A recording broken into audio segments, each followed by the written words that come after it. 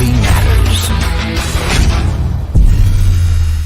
Hey, how's it going, everybody? It's Jack here, and I have the 10th episode of ZeroState. It's been a little bit because we've been busy working on a bunch of projects. In fact, just a few weeks ago, we shot the I Did Not Consent music video, which was a lot of fun, and that's being worked on right now. So, we've just been kind of hammering things out and working a bunch of different things, of course, preparing for some stuff coming up, including the Voluntarist comic series Origin 6 issue launch, which is going to be actually on May 1st. So it's been pretty busy.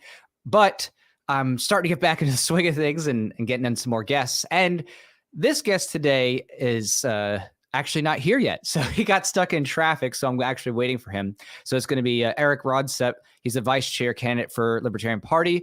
And I just got to wait and see when he pops in because he got stuck in some unexpected traffic. So he's going to be coming in, though he did assure me that he will be on soon enough.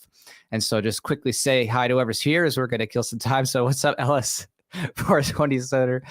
Thanks for coming on by. And I'm also glad, thank you for letting me know that your Perks from Last campaign came in. That was awesome to share that with me and let me know that everything came in from the I Did Not Consent music video. So we got some time to kill. So I'm just going to be talking about current events and things like that until my guest comes in. And I think one of the current events that's really been interesting to me is Shanghai. And it's kind of crazy what's going over there because they didn't have this level of lockdown, I guess you could say, torture as they are having right now. And there are people who are literally being locked in their homes and are even reportedly having animals, that is their pets, shot out of fears of a new variant of the you-know-what.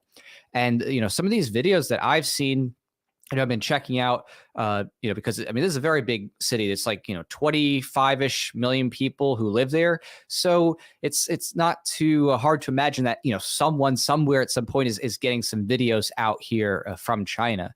So, there's actually been one person, I think on Twitter, Jared T. Nelson, who he was there, I think, as an attorney working in China. And he was sharing some of his stories as well. Just that he struggled to get food and resources. He himself said that he had 10 apps that he cycles through repeatedly from various stores, and he's just trying to find anything. And, basically the CCP just shut down the city and said, nope, you can't come out. And they, set up drones and a whole bunch of other stuff. So it's kind of scary to see this, really come to fruition again, even after all the exposure that's taken place, showing how the U.S. government has actually been a part of this whole orchestration, essentially funding the creation of this thing and covering that up. And then just, now people going along with it again, to me is just wild. But, obviously in China, where things are much more centrally controlled with the CCP, obviously it's a little bit easier there for them to get away with, repeating the same type of nonsense they did before with their mass testing and their, mass shutting down everybody. And it's just absolutely insane. But I would say that I'm pretty hopeful about everybody else in the world where information is a little bit more relatively free. Again, everywhere there's, governments who are trying to suppress what people can share and what people can talk about. But, as far as I can see in terms of countries where people are more relatively free to at least try to work around these government restrictions, people are able to share information and talk about the nonsense what the government's doing and work together to kind of resist and defy these things. And I think if you see even in China, there are people who are, oddly enough, even with their social credit system and everything going on, they're still protesting and defying a bit. Like it's gotten that bad that people even there are willing to risk their lives to say enough is enough, because otherwise you're just going to die, right? Who wants to be like, oh, I'm going to be locked in my high-rise, tower apartment and I'm going to have no food for weeks. I mean, that's suicide, right? Like it's slow suicide. So this is something I think that at this point, people around the world really, by and large, have gotten over. And I think what you see in terms of the internet, people still saying, oh yeah, we need to have lockdowns and shutdowns. I mean, we're talking about a much smaller minority than there was before. I think from what I've seen,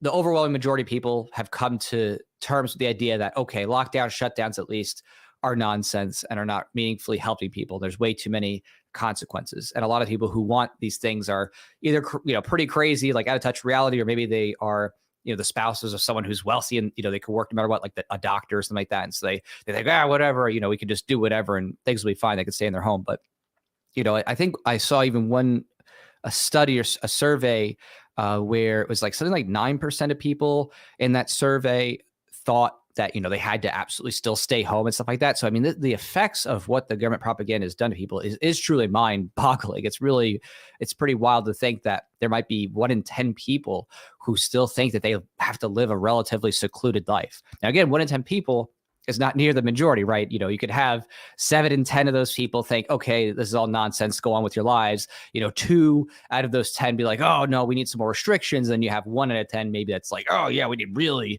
heavy restrictions, stuff like that. But I would say by and large, most people have gotten on board with the idea that, okay, yeah, lockdowns, shutdowns really have too many costs and consequences. So, and yeah, thanks. Remember, click the like button, right, to post it up. And thanks, Strike Drew. Yeah, tyrant's gonna tyrant. Exactly. I mean, at the end of the day, the incentive structure here, of course, is all built around those already in political and economic power, trying to push out their last licks of trying to secure their power for either themselves or the next generation of who they're going to pass the baton to. And I think that's been pretty obvious with Schwab and the World Economic Forum, the Great Reset, and Event 201, and the other things that have precipitated to this point. It's quite clear that these people who, my opinion from my own studies and research, they are the children, by and large, of those of the early American eugenics movement. Many of their parents were really big into this stuff in the 1920s and 30s and so on and so forth. But now these people are getting pretty old, right?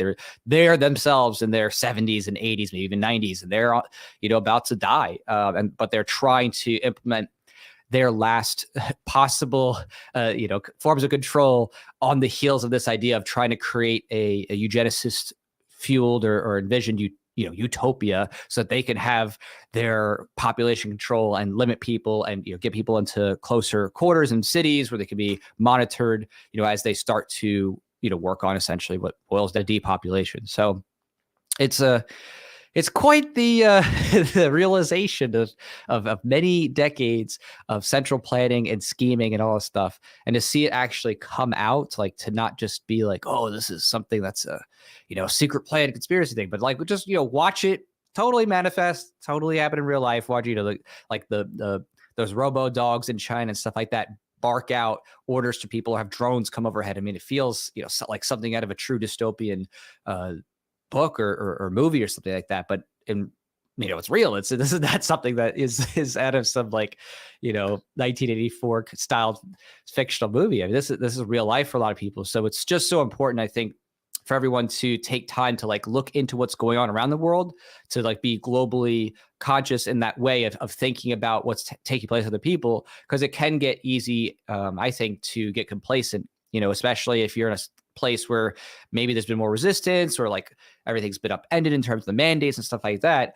Yeah, I mean, that's nice to know. You might feel a little breath of relief at this point, but the idea that, oh, this is all over, it's not coming back to be used against you, is nonsense. I mean, it's just that those in political power right now have a clear understanding that, okay, they've taken their measures a certain degree, and now there's so much pushback, they kind of want to let up a little bit so that they can, try to solidify themselves as the good guys. Be like, oh, see, look, we let things up. We back to normal.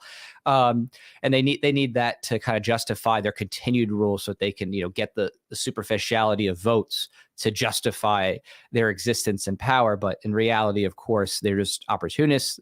They continue to enact more controls until it gets too much, and then they let off a little bit, and they go even worse, and then people complain, they let off a little bit. And that's just how it's always been. It's just been a cycle of, okay, increased tyranny, up resistance, okay, we'll taper it off so that people can feel like things are okay for a little bit. Oh, we're going to up it again. And they just keep doing this. And it's been that way for a long time. Anyone who has been studying this for years knows how that's been going, from the Federal Reserve to the 16th Amendment, the income tax, and then going off the gold standard, and then starting with, spying apparatus with the NSA, and then, of course, the TSA, and then rolling that out further, and Patriot Act, and then just continuing to grow the police warfare, welfare state to just levels that, people past, hundreds of years ago could only dream of as a dictator, like wishing to have this level of technology and control. It's truly a sight to behold. So let's take a look at some comments. Oh, I think I see Eric here coming in. So just really quick. Yeah, exactly. The cult of the Branch Commodians is strong here in Seattle. People don't want to give it up. Yep.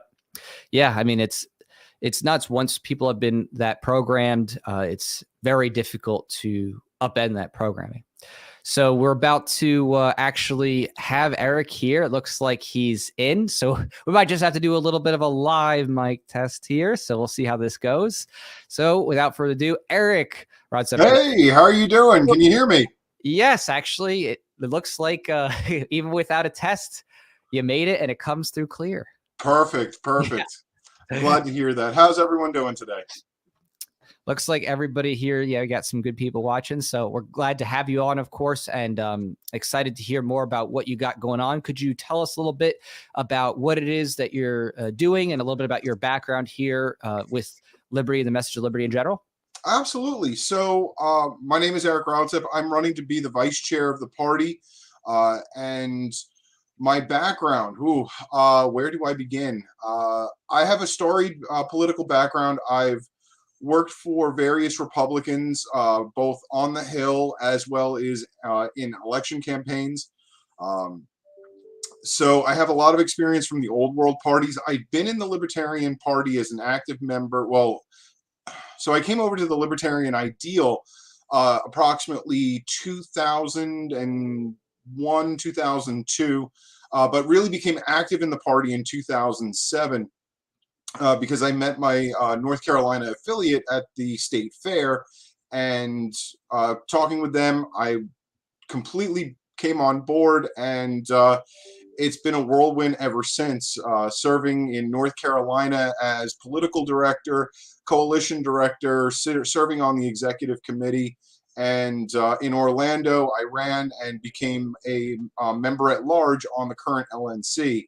Obviously, that has been not the term that I was expecting, but yeah, I mean, it is definitely a good experience. And one that I want to grow with into the vice chair position. And with my background, with my experience in operations, with my experience in political legislative aspects, it's definitely something that I feel, and a lot of other individuals, thankfully, have the faith in me to bring me forward into the vice chair position.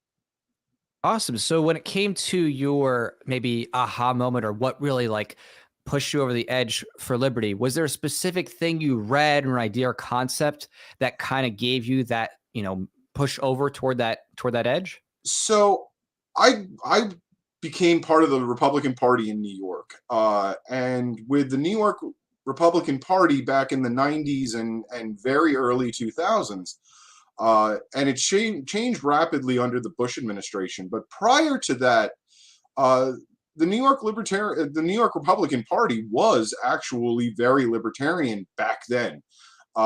It wasn't the Republican Party that a lot of people had grown to know already at that point nationwide.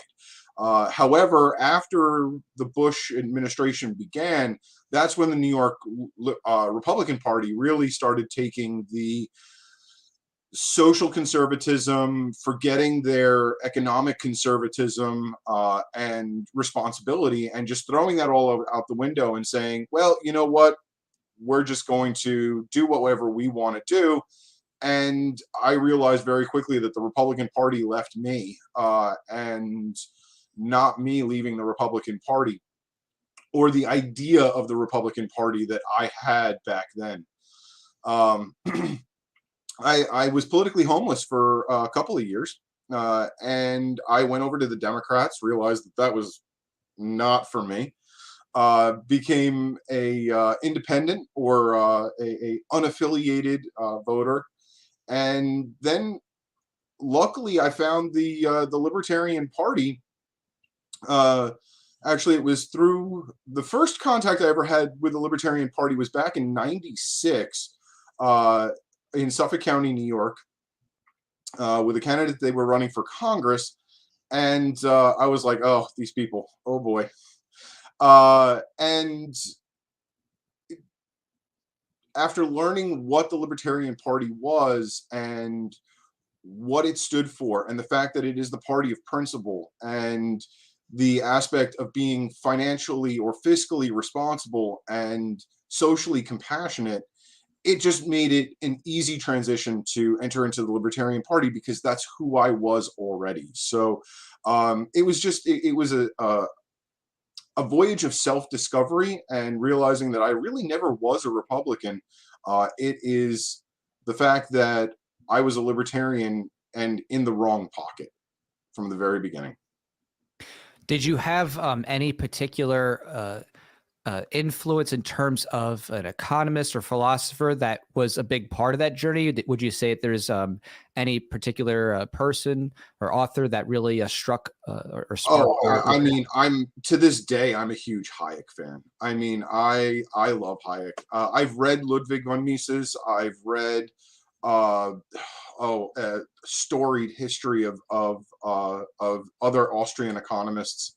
Obviously, the early writings of Thomas Paine, which are another tenant of our party, to Basalt. I mean, there's so many different aspects. You know, I mean, I was just at the Texas convention this last weekend, and we were having an in-depth conversation about the broken window fallacy, and going through all the discussions of Basalt and all of that, just putting that all in together. And it was just amazing, and really brought me back to my roots, and a lot of the early writings coming back from the 17 and 1800s that really laid the foundation for the Libertarian Party and what we are today. So I mean, it's really important.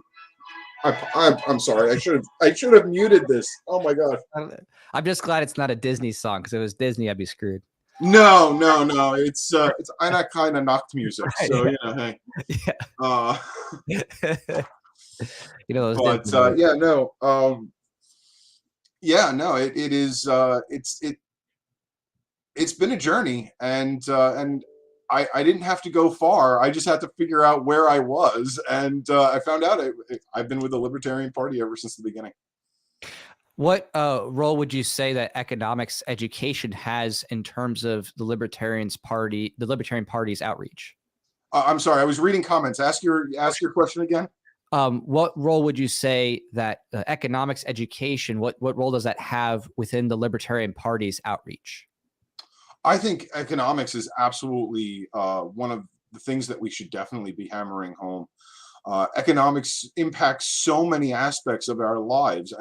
If you look at, I mean, just the inflation right now that's going on, and that affects our ability to pay our rent, that affects our ability to buy a gallon of milk or put gas in our tanks. So economics, it really has such a deep and profound impact on our daily lives that I believe we really should have at least a basic working knowledge of what it is, how it impacts us, and then we can really start working towards the proper solutions and know who we need to be discussing. These are the solutions that we need. You know, I mean, President Biden obviously has a lot of the helm of economic control. However, you know, the powers of the purse, you know, just by saying that, oh, President Biden, you're the reason that the gas prices are so high. Yeah, I mean, he's definitely part of the equation, but he's not the entirety. Obviously hammering whitehouse.gov and saying that, you know, these prices have to come down, that's very important. But there's so much more that needs to be said, so many more people that should be reached out to. You know, I mean, and the Fed, you know, I mean, the Federal Reserve is definitely a large part of it. Our Congress with these endless spending bills and printing money like it doesn't, you know, matter. And Sharman is going to become the next Treasury Department. I mean, it's all of it. They're all part of it, and they all need to be held accountable. You've been around for a very long time, you know, as you said, working in the party and doing different things. Over the course of these many years, what was the most effective outreach tactic that you saw over the course of your involvement over all these years? The most effective. Wow. There's been a lot of great movements and a lot of great outreach aspects that have been successful. Uh, a lot of actually, I mean, you look at the current aspect and what's going on in the Mises Caucus. They are doing a phenomenal job of outreach right now, with just meeting people where they are, getting them interested in liberty, and bringing them into the party. I think also we need more, though. We definitely need single issue groups. One of the things that I've been talking about in my strategic operations plan is exactly that, the fact that we need single issue groups to kind of increase the funnel size to get people more into the party. And that's also what Spike Cohen is doing right now with establishing a new organization called We Are the Power. But that needs to even be further, because We Are the Power can only cover so much. Having additional single issue groups for Second Amendment rights, or children's rights, or landlord rights, or property rights, or the list is endless, truly, because everyone has that one issue that they are fiercely libertarian on, and meeting them there and then introducing them slowly, or over whatever period of time they need, to the rest of the Libertarian Party and the idea of liberty, will really bring so many more people into this party. And that's going to be one of the most successful aspects of it. You know, the Mises Caucus has been phenomenal especially with economic issues. And those are very important people to bring into the party. But there's so many more aspects of libertarianism that need to be addressed, and have those as on-ramps into the party as well. So it's basically just copying it and doing it for other sectors of the political landscape.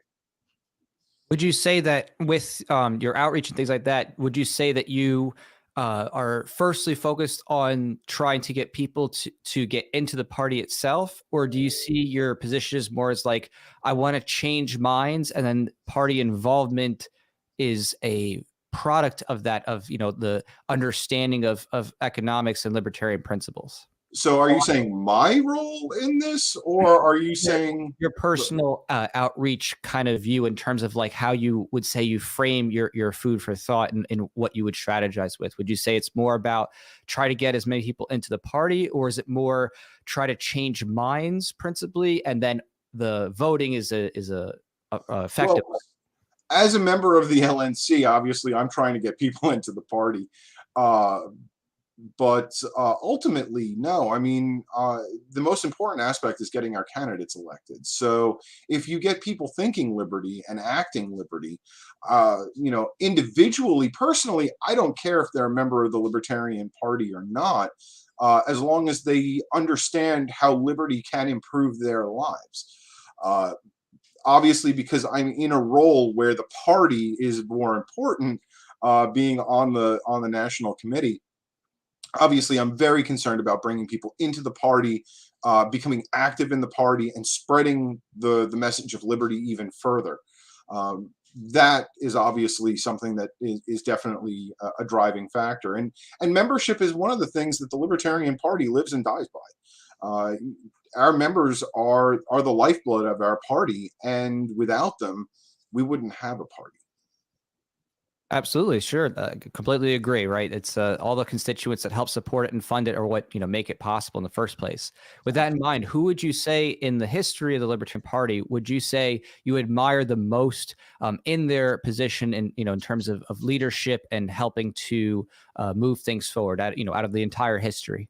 Well, okay, so there is one name that stands among all others in my libertarian experience. And this is going to be pretty much a shout out to the individuals who've been in the party or know their party history. But my personal Libertarian Party political crush, if you want to call it, is Ron Krickenberger. And he did so much amazing work for this party. He's actually the first individual who wrote a candidate guide for individuals running as libertarians. He ran for Congress in Virginia very staunchly on End the Drug War. He was a powerhouse when it came to Austrian economics. and all of that. I mean, he was definitely one of those individuals that I know I look try to become more like. But Ron Krickenberger absolutely is the one. But there are so many influential libertarians that I've come across, here in North Carolina and around the country, serving on the LNC and traveling to as many states as I have. I've really grown as a libertarian, and there are so many individuals that I can honestly say that I look up to in the libertarian movement.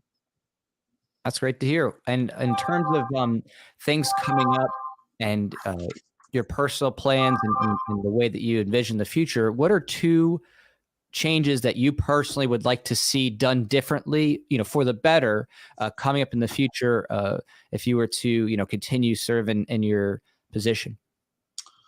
Well, there's a lot of things that we need to develop in the Libertarian Party. I mean, we're at a crossroads right now that we have a rapidly growing membership base. We are at a crux in the political landscape in the United States that we need to really start acting like the big boys. We need to start having organization like we've never had before, and we really need to start having that an even larger influx of membership. I believe that we are coming very close to the tipping point to really start seeing party growth that we don't even understand right now. And that's why I think that it is absolutely important that we lay that structure and that preparation for that right now, so we're not playing catch up in the future. That's why Angela has put forward or Angela McArdle, who's running for chair, has put forward a strategic plan, and I've put forward a strategic operations plan. I know there's a strategic financial plan that's coming from Todd, and there's a lot of different aspects, and all of these come together to really set up for success the Libertarian Party for the groundswell that we're about to see, that all of us believe that is really just around the corner. And if we're not acting on it now, that's going to put us at a huge disadvantage come next term or the term after that. How would you see the LP engaging in the culture in the future, assuming that everything goes well, with all your plans and the other people who are working alongside you? How would you see the LP engaging in the culture more uniquely and differently from now? Well, I mean, we are the party of principle, so I don't see anything really changing as much from an issue standpoint or on an evolution of idea of issues. What I do see is that we're going to be invited to the table a lot more often. I mean, you look at how many weekend news shows that Spike Cohen is on, or you look at other libertarians that are starting to become on political talk shows on local PBS stations, or the fact that local news agencies are reaching out to libertarian affiliates around the country to get their opinion on some of the local issues. I think that's going to grow. I think we're really starting to cut into earned media. We're going to see a groundswell of local positions be elected, and then soon after that, you're going to have naturally elected libertarians in Congress, and hopefully not too far after that, the White House.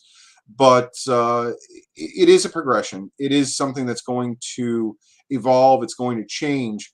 But because we are the party of principle, I don't see that much of a change on how the message is crafted. Obviously, we've been kicked in the pants over the pandemic, and we were caught sleeping at the wheel. And a large part of that is because we disagreed on how to craft that message, and instead of coming up with something, we came up with nothing, and that was a huge issue. And that also shows how vital having a press department is, because we didn't actually have a communications director until well over a year into our term. So there was nobody that was able to craft the message effectively and get that out. So we definitely need someone that's qualified and a powerhouse that can put out press releases and get that the messaging that the Libertarian Party has been missing in the last several years, and it really needs to return.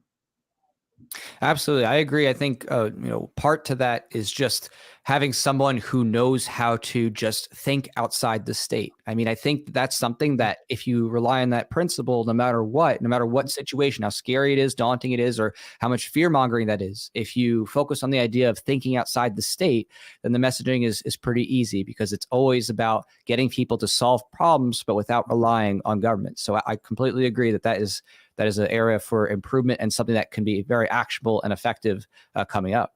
So when it comes to, I would say, different strategies and tactics and other things like that, do you see you guys doing more things that are, I would say, more creative or engaging in that kind of way? Because I think about, just not so long ago, they spent a little chunk of money, 30,000, something like that, on a video.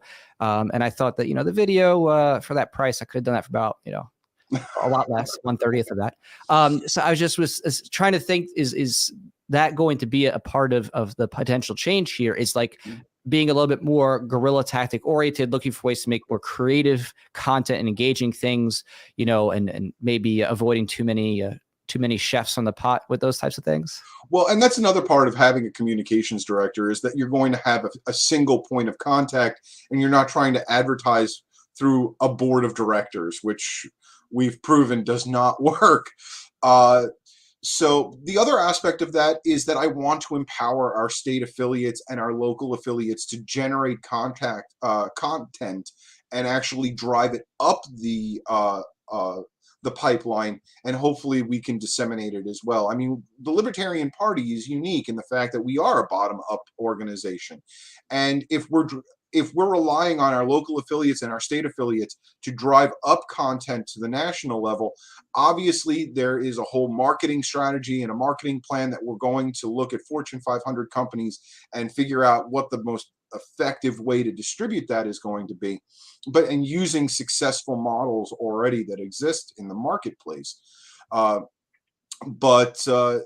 mean, it's a multi-phase and a multi-aspect creation process, and definitely if it becomes a team effort, especially from the bottom up, we can be much more timely, because not having just one press department, but we'll have thousands of press departments that are generating this content, and we can share on a moment's notice, so we can become a lot more effective and a lot more quick turning in the future. Awesome. When it comes to things that are materials based that someone could read and understand more about the principles of liberty, what's one either book or article or piece of literature, pamphlet, that you would recommend someone read if they had no sense of what libertarians are about? What would you recommend to people to read to get kind of a grounding or understanding of what libertarians are about? Well, if you wanted to learn the economic aspects, and not everyone's an economist, and I get that, but if you wanted to understand the economic aspects, I would definitely recommend Hayek's Economics in One Lesson. That is or am I getting the name wrong? Is it Hazlitt? Henry Hazlitt? Economics in One Lesson? I mean, Hayek has made many lessons, and sometimes in one. But if you're saying Economics in One Lesson, it's Henry Hazlitt. I'm glad that we have the internet so we could immediately check. Oh yeah, no. Yeah, no, you're right. It is Hazlitt. Mm-hmm. Yep, Hazlitt, Economics in One Lesson. That's an excellent mm-hmm. piece. And it's a pretty short read, so it's not something that you're going to be really investing in. But it's going to give you a really great primer on the economic aspects. There are so many different books that would really teach you the social aspects of the Libertarian Party. There are some boiled down versions of Basalt, and who focused a lot on economics, but he also had a lot of social issues going on. Then the other aspect is reading history. just understanding the failure of the Vietnamese Communist Party and why they have largely gone back to a semi-open market economy because socialism doesn't work at any level. And just understanding why that occurs, and just being the proof in the pudding, as it were, of why these systems don't work. And they try to fix it by going back to at least partially open societies. Obviously, Vietnam is still not a successful economy, and it's not the nation that I want us to see.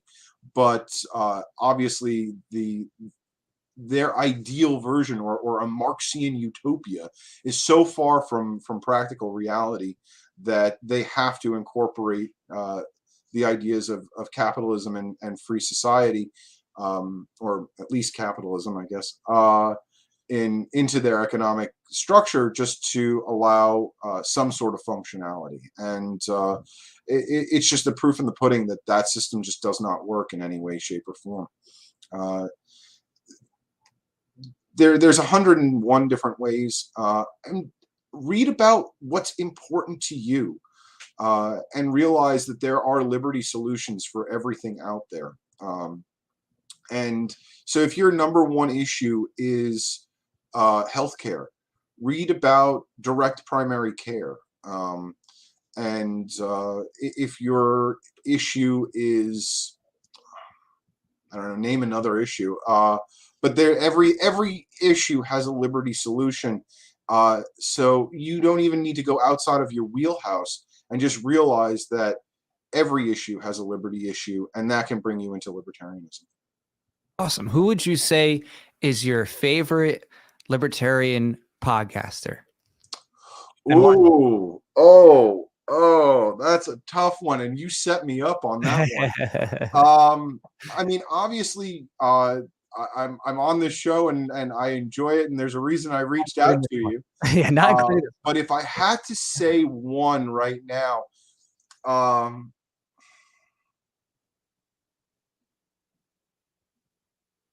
well, you know who I find myself listening to a lot lately, and the funny thing, and it hurts, I'm not going to say it doesn't, but he supports my opponent. I've been listening to a lot of Dave Smith lately. I definitely I tune into his speaking style quite a bit. I don't agree with him on everything. But of course, then, I love quoting other politicians. And the first individual that I ever realized was a politician, his name was Ed Koch. He was a Democrat and a mayor of the city of New York. And he famously had a line that if he gives you 8 issues and you agree with 5 of them, vote for him. If you agree with all 8, seek psychiatric help. So, I mean, and it's the truth. I mean, we're not automatons. We're going to disagree. But it's how we handle that disagreement and move forward together. So yeah, I mean, I don't agree with Dave Smith on everything, but I do like his speaking style, and I do like how he approaches a lot of issues.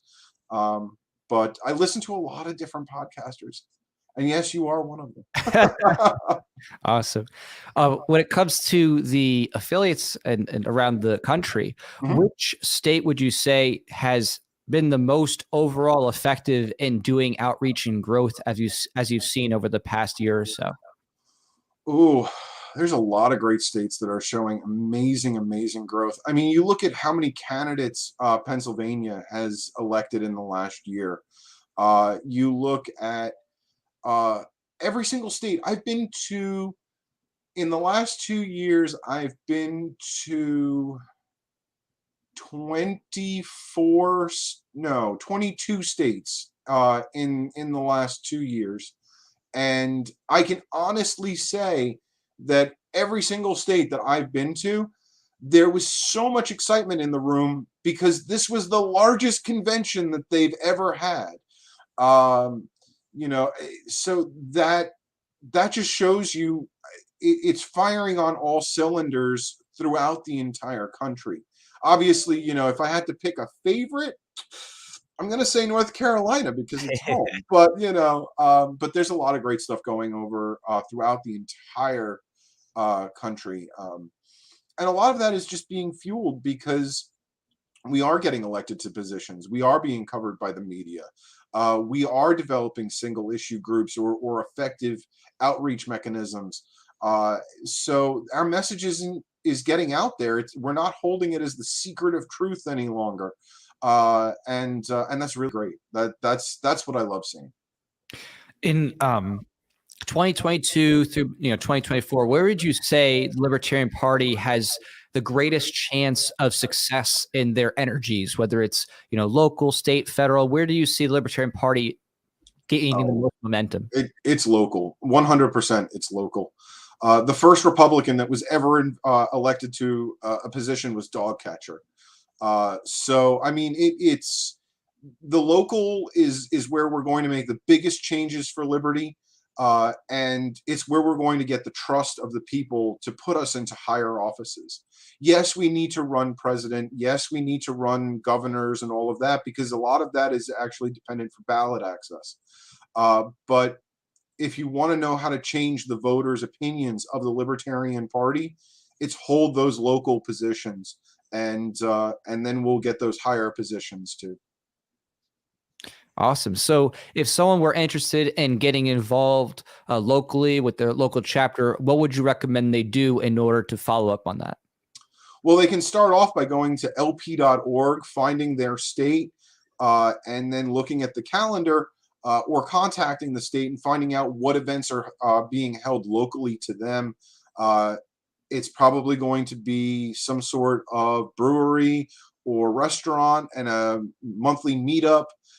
Come and meet your local libertarians. Realize that we're not going to steal your babies and take away all your money. But yeah, no, I mean that's the key.